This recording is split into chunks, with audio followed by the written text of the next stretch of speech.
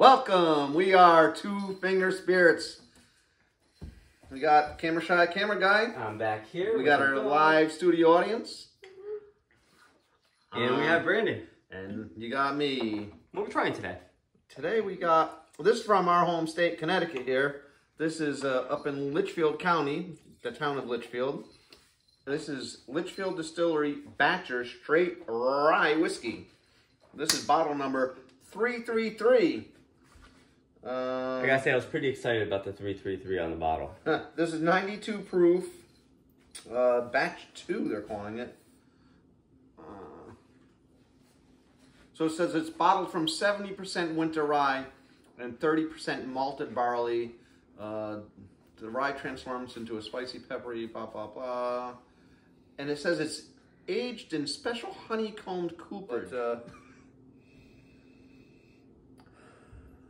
Like, I get a rye bread, right? I get a rye bread. You're getting like a rye bread. And I feel like those, like, rum-soaked, chocolate-covered cherries without the rum and without the sweetness.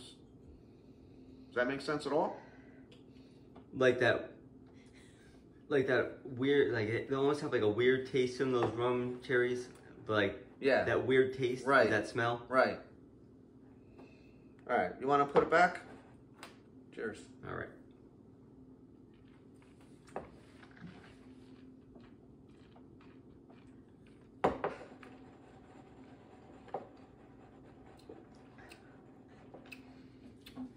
And like, so for me, almost none of the nose carries over into the palate. Nothing. And that's a little odd. I get black tea.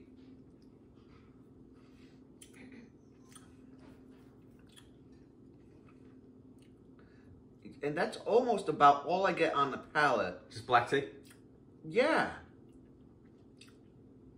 And then it's got a rye spice to it. Like, I do taste the rye. I taste like a rye bread, but that comes more into the finish. Like, on the palate, all I'm getting is like black tea, and then the finish goes back into back to like what I got off the nose, the chocolate, the espresso.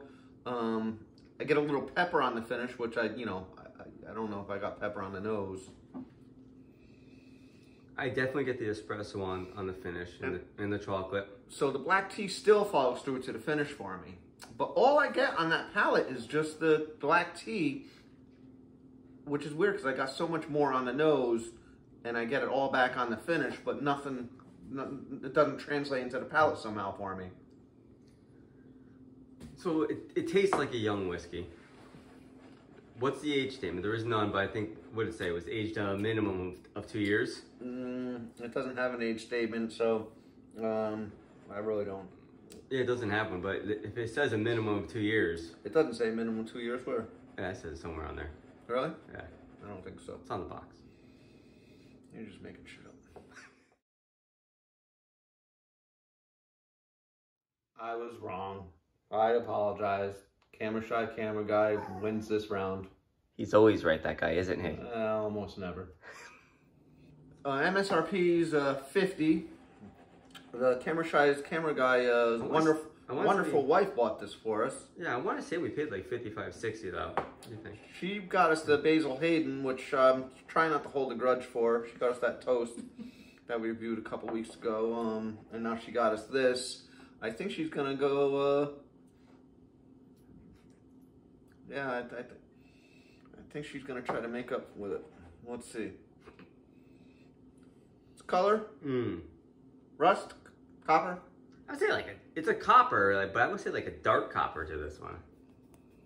And let's see if we can focus a little. Right off the bat, right off the nose, it's similar to that Texas, Balcones Texas rye, right? Off the nose. That winter rye, really, it has like a distinct smell to it. Yeah, that was a batch of like 3 or 4 different ryes. This is just got the winter rye and the 30% malted barley. And I was surprised that there was 30% malted barley in this. I really thought this was going to be more of a... That's high for American whiskeys to have that 30%. Right. I thought it would be like a 90%, 95%.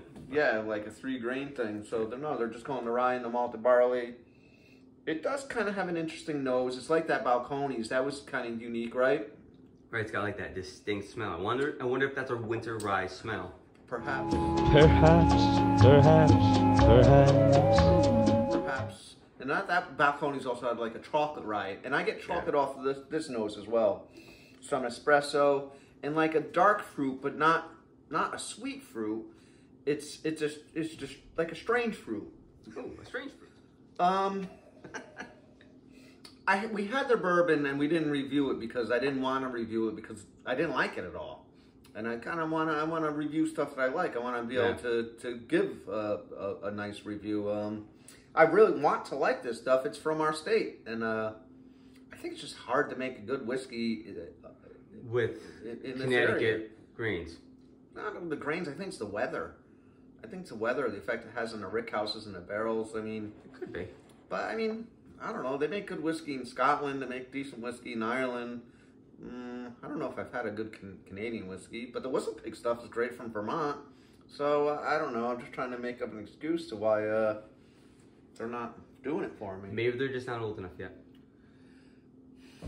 Maybe. Because I know they're working hard over there. I read the bio. That's what it says.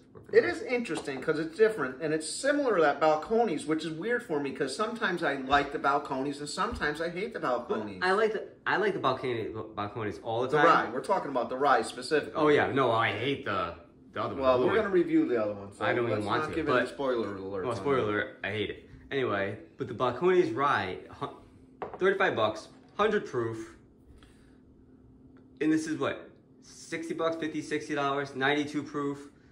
And I think the Balcones, I think it just has a more pleasant taste. Yeah, but I go back and forth on it. Sometimes I like it and sometimes I don't. And when I first had this, our buddy Pete brought it over and I liked it. And now I don't dislike it, but I don't love it for that price range. I don't dislike it. I can get better stuff. Even the Balcones is what, 35? This is 50, 55. So I don't know. So definitely I wouldn't keep it a stock. I probably wouldn't buy it again. Yeah, but so this is another fail on your wife. She got the Basil Hayden toast. We didn't like it.